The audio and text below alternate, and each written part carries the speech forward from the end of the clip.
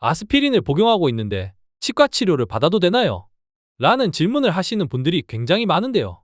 오늘은 아스피린에 대해 알아보고 치과 치료 시 주의사항에 대해서도 자세히 알려드리도록 하겠습니다. 이순신 장군 이야기를 잠깐 해보겠습니다. 이순신 장군은 과거 시험을 치르던 도중 말에서 떨어지는 사고를 당하고 맙니다. 시험을 중도 포기해야 하는 위기 상황에서 그는 버드나무 껍질을 다리 상처에 싸매고 시험을 끝까지 치렀다고 하는데요. 이처럼 과거부터 버드나무 껍질은 진통 효과를 가지고 있는 것으로 널리 알려져 왔고, 이러한 버드나무 껍질에서 진통 효과를 내는 물질인 아세틸살리실산을 얻어낼 수 있다는 점에 착안하여 만들어진 진통제가 바로 아스피린입니다. 맞습니다. 아스피린은 본디 진통제로 만들어진 약입니다. 하지만 최근에는 진통과 해열을 목적으로 아스피린을 복용하는 경우는 거의 없죠. 실제로 타이레놀이나 브루펜 계열이 진통 효과는 훨씬 좋습니다.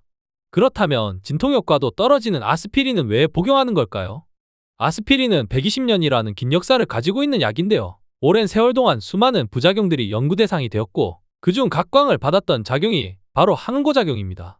협심증이나 심근경색 등 심혈관계 질환의 위험이 높은 환자에게 매일 80에서 100mg 정도의 아스피린을 복용하는 것이 심장 발작이나 혈전의 위험을 크게 줄일 수 있다고 알려져 있습니다.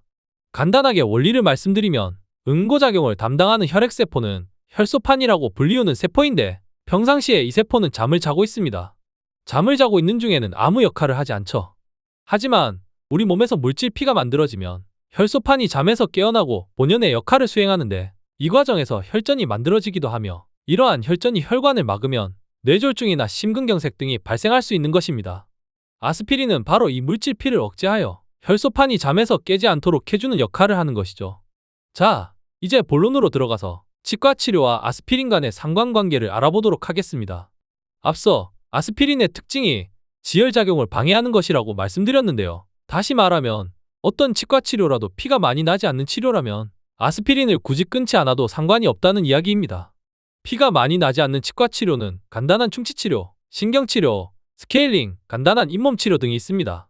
반면 발치나 광범위한 잇몸치료, 뼈이식을 많이 해야 하는 임플란트 수술 등은 수술 후 지혈에 대한 우려가 있기 때문에 가급적 일주일 정도 아스피린을 끊는 것이 좋습니다. 하지만 여기서 아주 중요한 사실이 있습니다. 의사가 아스피린을 처방했다는 것은 이유가 있어서겠죠.